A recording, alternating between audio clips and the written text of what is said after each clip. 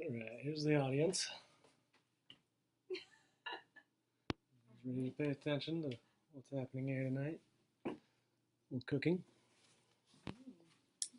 Good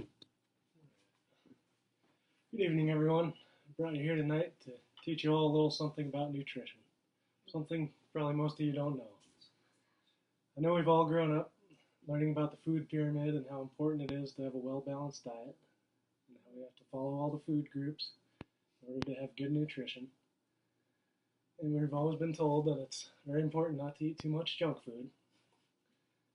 But little do you know, during your formative years, especially those of when you're in college, it's very important to have those junk foods in your life, because you get a lot of nutrition from them, more than you think.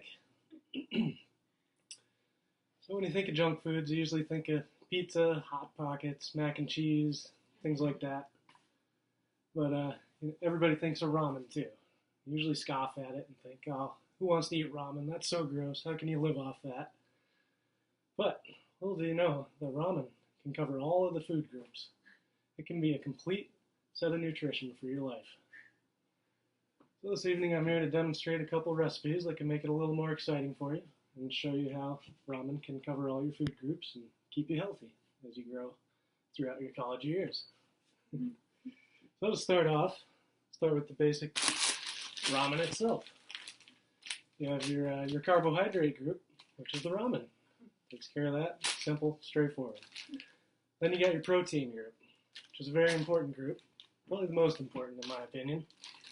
You got a lot to choose from here. You've got chicken flavor, beef flavor, roast beef flavor, and pork flavor, and many others. There's even shrimp flavors and some others out there you don't even think of. And all of that comes in this magical little packet. It's like astronaut food, right? It's delicious, good for you. You know, reconstitute it and you get all your nutrition from the protein. And also, this little packet contains your vegetables. Those little green floaty things that float around in your soup. When you think they're gross, that's because you know they're a vegetable deep down inside. And also, you got other vegetables, such as the mushroom flavor. It's a new one. Kids in the past didn't have this one. And then for more vegetables, and for those of you who can afford it, you got the cup of noodles. You know, you got your peas, your carrots, and your freeze-dried pieces of corn. More astronaut food, right?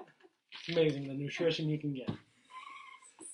So everybody knows you got your basic ramen, 2 cups of water, boil it, add your seasoning. You know, it's good now and then, but you gotta jazz it up a little sometimes. So sometimes you can't even wait for the ramen to cook. So when you do that, you can bust this open. You can eat the noodles just as they are, or if you like them in smaller bits, you can break it up, which is where you can find a little bit of fun in ramen. Now you can break it up by hand. You can smash it on your head. For those of you who are ninjas, you can karate chop that. And for you ladies, you might want to use a hammer so you don't break a nail. All right. So once you get through that, you know that can double your recipes right there. You've got 2 forms. You can have the really long noodles from one pack, or you can break it up and have smaller bites. So that just doubles your menu right there. So to start off tonight, I'll show you a little variation of the basic recipe. We have boil your ramen noodles, put a lid on it though, and let it simmer for a while. Give it a little extra water and just let it become really thick.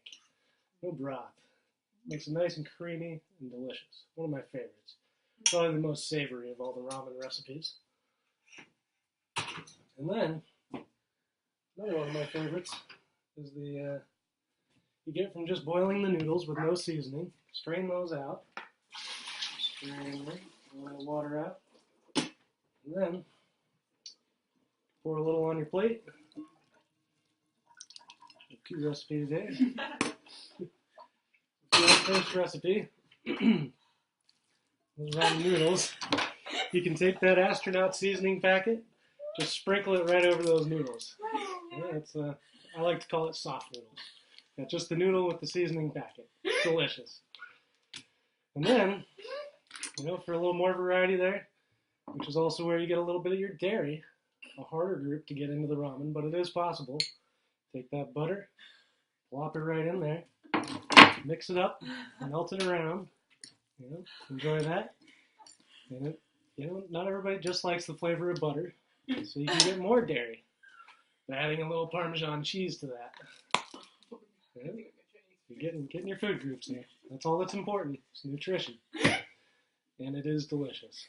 And for those of you who want other recipes, you can take your garlic powder, sprinkle a little of that on there, a little red pepper flakes, whatever seasoning you like. Lots of really good recipes you can add here. Then from there, probably the hardest food group of all to get, the fruit. How are you going to get a fruit in ramen?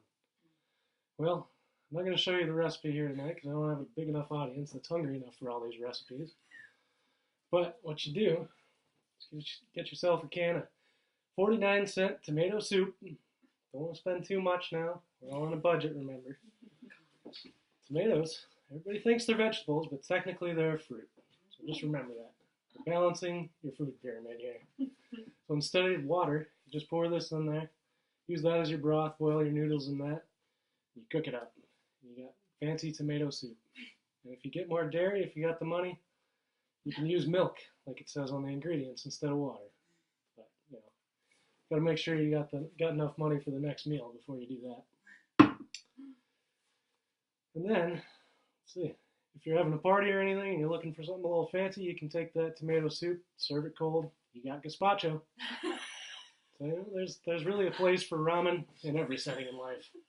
So the next time somebody talks to you about ramen, says, "Oh, you're so gross for eating that crap. How can you do that?" Just remember, you can maintain a healthy diet, cover all your food groups, and enjoy your diet while you do it by eating ramen. There is the audience.